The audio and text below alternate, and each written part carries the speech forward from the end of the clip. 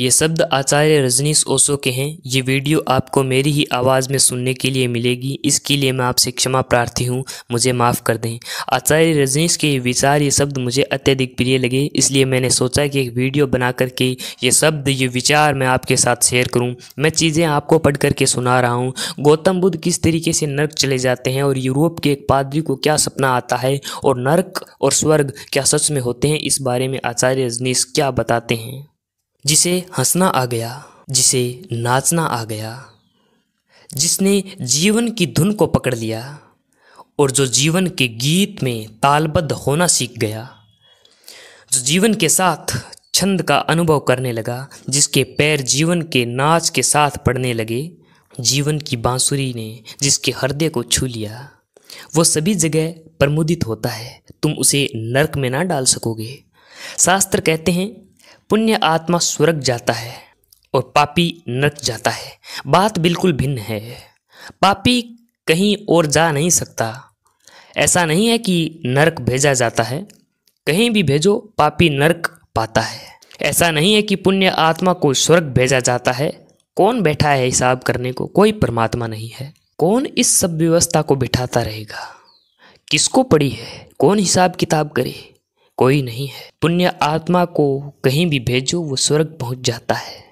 मैं एक कहानी पढ़ता था। यूरोप का एक बहुत बड़ा विचारक हुआ एडमंड बर्ग। वो रोज सुनने जाता था एक पादरी को। पादरी ने एक दिन चर्च में कहा कि जो लोग पुण्य आत्मा हैं और परमात्मा में भरोसा करते हैं वो स्वर्ग जाते हैं।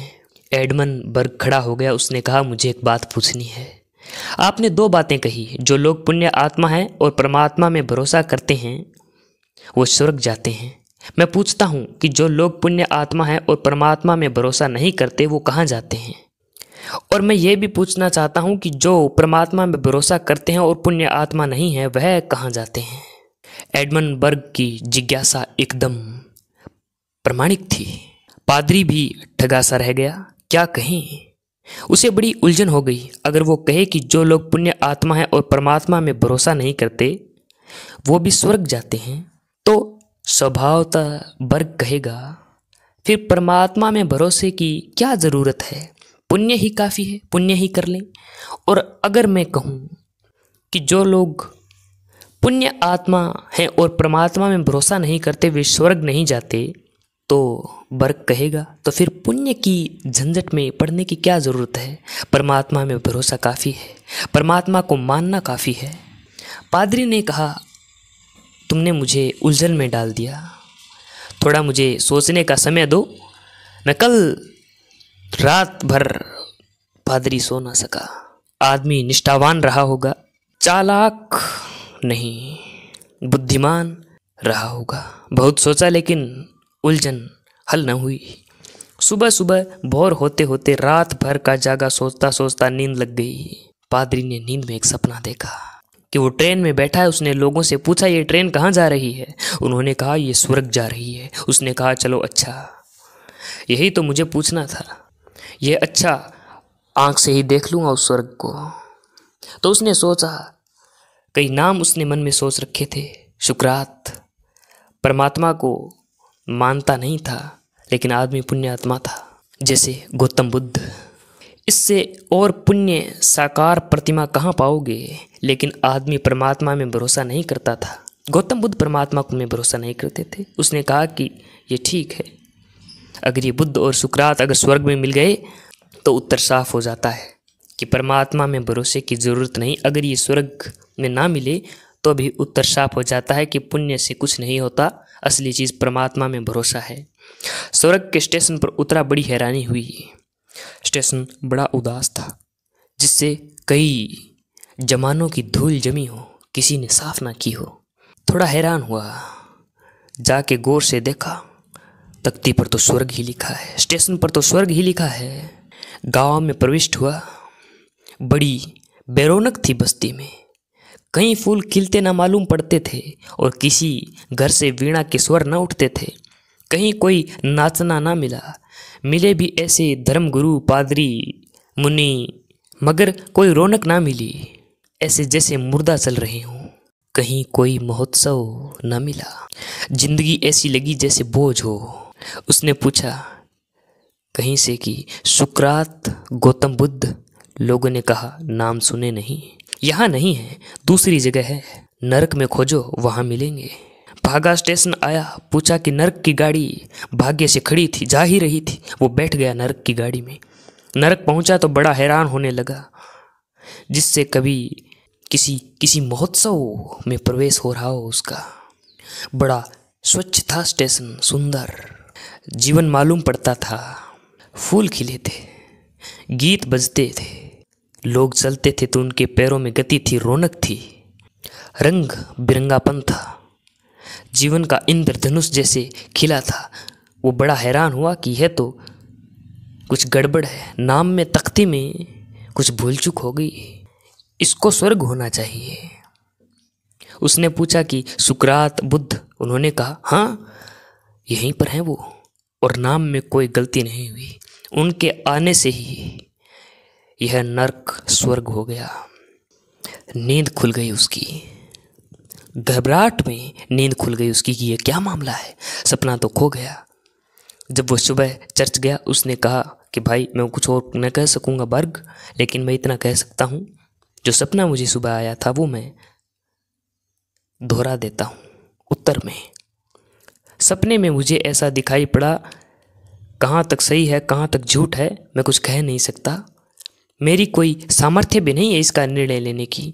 इतना मुझे दिखाई पड़ा, और वह यह है कि जहाँ भी पुण्य आत्मा पुरुष पहुँच जाते हैं वहीं स्वर्ग है, जहाँ पापी पहुँच जाते हैं वहीं नरक है।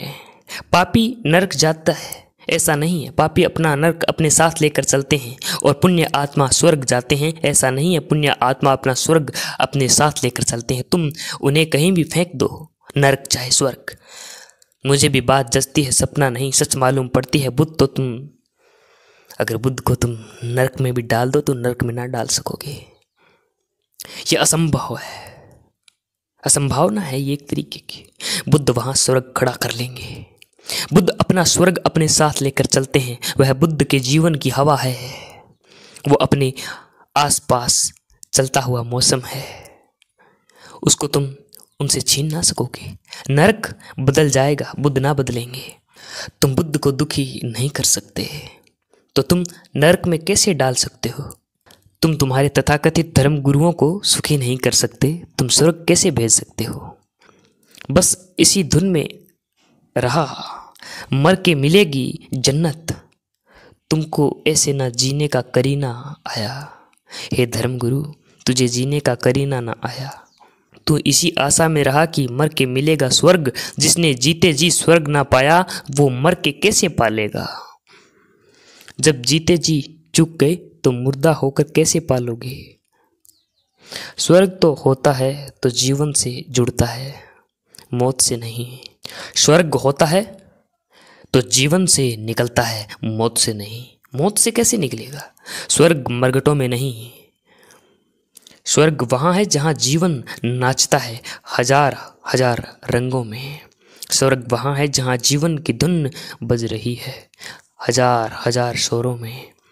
स्वर्ग वहाँ है जहाँ तुम जितने गहरे जीवंत हो जाते हो। स्वर्ग सिकुड़ना नहीं है, फैलाव है। इसलिए हिंदुओं ने अपने परम सत्य को ब्रह्म कहा है। ब्रह्म का अर्थ होता है विस्तीर्ण।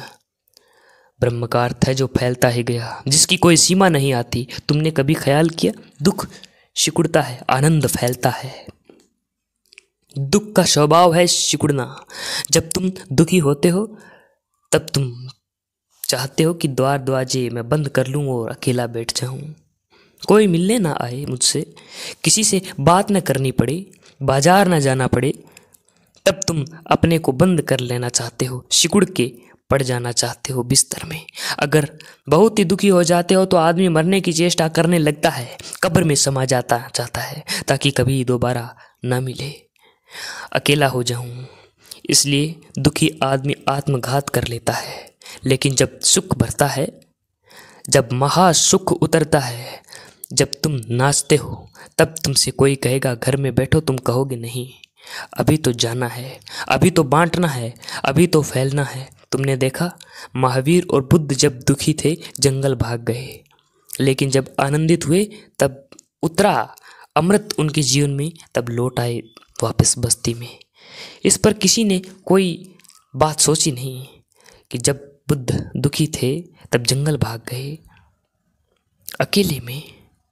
उसकी बड़ी कथाएं शास्त्रों में कि उन्होंने सब छोड़ दिया और जंगल चले गए, लेकिन इस संबंध में शास्त्र कुछ भी नहीं कहते कि एक दिन उन्होंने जंगल छोड़ दिया और बस्ती में वापस आ गए। वो दूसरी घटना भी और भी महत्वपूर्ण है, क्योंकि जब आनंद उनके जीवन में उतरा तो बांटने का भाव भी आया। आनंद के साथ आती है करुणा, आनंद के साथ आती है एक अभिप्सा की बांट लूटो। जो मिला उसे दूसरों को दे दो, क्योंकि आनंद का एक स्वभाव है, बांटो बढ़ता है, ना बांटो घटता है, लुटाओ बढ़ता है, छिपाओ मरता है। ब्रह्म हमने नाम दिया है परम सत्य को, सच्चिदानंद कहा है। ब्रह्म का अर्थ है जो विस्तीर्ण होता चला गया, जो कहीं सिकुड़ता ही नहीं, जो फैलता ही चला जाता है, विस्तार जिसका स्वभाव है।